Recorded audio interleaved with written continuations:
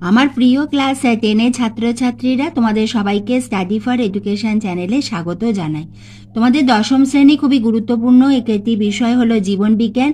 আজ আমি তোমাদের কাছে নিয়ে এসেছি মাধ্যমিক 2017 জীবন বিজ্ঞান প্রশ্নপত্রের বিভাগ গ 3-এর দাগে তোমাদের যে 3.1, 3.2, 3.3 এবং 3.4 এই 4টি দাগে তোমাদের যে প্রশ্ন থাকে সেটি তোমার জীবন বিজ্ঞানের প্রথম অধ্যায় থেকে প্রশ্ন থাকে।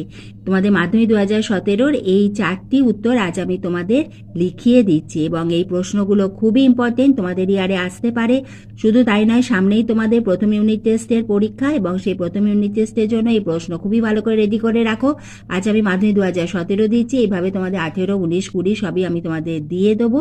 এই ভিডিওটি এতটুকু স্কিপ না করে খুব ভালোভাবে দেখো। যদি বোঝো তোমরা লিখে নিতে পারো, স্ক্রিনশট তুলে নিতে পারো, আর ভালো লাগলে একটা লাইক করে দিও। আর তুমি যদি চ্যানেলে নতুন হয়ে থাকো তাহলে অনুরোধ রইল চ্যানেলটিকে সাবস্ক্রাইব করে দিও। তাহলে এসো দেখে নিই আমাদের মাধ্যমিক 2017 3-এর দাগে প্রথম প্রশ্ন। 3.1 প্রশ্ন, ট্রপিক চলন ও ন্যাস্টিক চলনের মধ্যে দুটি পার্থক্য লেখো। ওরা দুটি পার্থক্য দেয়, আমি চাইবো যে তোমরা অন্তত 4টি পার্থক্য মুখস্থ করে রেখো, কারণ অনেক সময় ওরা যে বৈশিষ্ট্য বা যে বিষয় সেই বিষয়টা বলে দেয়। এসো আমরা উত্তরটা দেখে নিই। তোমাদের মাধ্যমিক পরীক্ষার সময় শুধু জীবন বিজ্ঞান নয়, তোমাদের ভূগোলের ক্ষেত্রেও যখন পার্থক্য লিখবে এইভাবে বিষয়টাকে লিখে দেবে, অর্থাৎ কোন বিষয়ের ভিত্তিতে তোমরা পার্থক্য লিখছো এবং এইভাবে দাগ টেনে তোমরা পার্থক্য লিখবে। আমাদের পার্থক্য ছিল ট্রপিক চলন ও ন্যাস্টিক চলনের মধ্যে পার্থক্য। প্রথম বিষয় উদ্দীপকের ভূমিকা। ট্রপিক চলনে হলো উৎসের অভিমুখ এবং ন্যাস্টিক চলনে তীব্রতা। পরের বিষয় চলনের প্রকৃতি। ট্রপিক চলনে হলো স্থায়ী বৃদ্ধিজনিত এবং ন্যাস্টিক চলনে অস্থায়ী রসস্ফীতিজনিত। তোমরা যদি বোঝো লিখে নিতে পারো অথবা স্ক্রিনশটও তুলে নিতে পারো। পরের প্রশ্ন 3.2, মানবদেহে জনন গ্রন্থি থেকে হরমোন ক্ষরণে GTH এর দুটি ভূমিকা লেখো।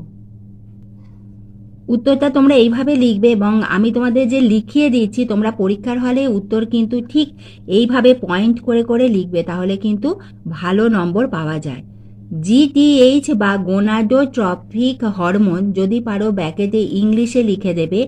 এর মানবদেহে জনন গ্রন্থি থেকে হরমোন ক্ষরণের দুটি ভূমিকা হলো, প্রথমটি FSH বা ফলিকল স্টিমুলেটিং হরমোন, যা স্ত্রী দেহে ডিম্বাশয়ে গ্রাফিয়ান ফলিকল বা ডিম্বথলির আয়তন ও সংখ্যা বৃদ্ধিতে সাহায্য করে এবং তাকে উদ্দীপিত করে ইস্ট্রোজেন হরমোন নিঃসরণে সহায়তা করে।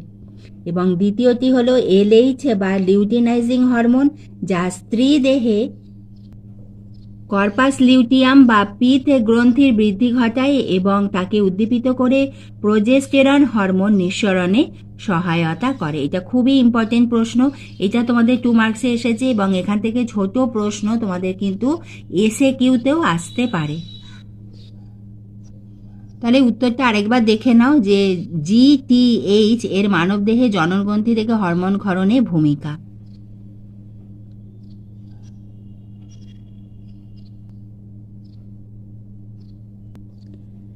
তিন 3.3 প্রশ্ন, নিম্নলিখিত ক্রিয়াগুলির মধ্যে কোনগুলি সহজাত ও কোনগুলি অর্জিত প্রতিবর্তকিয়া তা তালিকাভুক্ত করো। সদ্যজাতের স্তন্যপানের ইচ্ছা, সাইকেল চালানো, হাঁচি, ক্ষিপ্রতার সঙ্গে উইকেট কিপারের বল ধরা। তার মানে বুঝতেই পারছো কি ধরনের প্রশ্ন এসে থাকে। সদ্যজাতের স্তন্যপানের ইচ্ছা হচ্ছে সহজাত প্রতিবর্তকিয়া, সাইকেল চালানো অর্জিত প্রতিবর্তকিয়া, হাঁচি হলো সহজাত এবং ক্ষিপ্রতার সঙ্গে উইকেট কিপারে বল ধরা হলো অর্জিত প্রতিবর্ত ক্রিয়া। অর্থাৎ জন্মের সঙ্গে সঙ্গে যে ক্রিয়াগুলি আমরা পেয়ে যাই তাকে বলা হয় সহজাত প্রতিবর্ত ক্রিয়া এবং যেগুলি আমাদের অভ্যাসের দ্বারা বা অনুশীলনের দ্বারা আমরা পাই সেগুলো হলো অর্জিত প্রতিবর্ত ক্রিয়া। 3.4 প্রশ্ন, কেন্দ্রীয় স্নায়ুতন্ত্র ও প্রান্তীয় স্নায়ুতন্ত্রের অংশগুলি লেখো। কেন্দ্রীয় স্নায়ুতন্ত্রের অংশগুলি হলো মস্তিষ্ক, সুষুম্নাকাণ্ড এবং প্রান্তীয় স্নায়ুতন্ত্রের অংশগুলি হলো করটিক স্নায়ু 12 জোড়া এবং সুষুম্না স্নায়ু 31 জোড়া। তাহলে আজ আমি তোমাদের মাধ্যমিক 2017 যে 2 মার্কসের যে প্রথম অধ্যায়ের প্রশ্ন সেগুলো আমি তোমাদের লিখিয়ে দিলাম। এর পরের ভিডিওটিতে মাধ্যমিক 2018-র এই প্রথম অধ্যায়ের উত্তর তোমরা পেয়ে যাবে। ভিডিওটি কেমন লাগছে অতি অবশ্যই আমাকে তোমরা কমেন্ট বক্সে লিখে জানিও, এবং তোমরা কি ধরনের ভিডিও চাইছো সেটা যদি আমাকে জানাও আমার খুব সুবিধে হবে।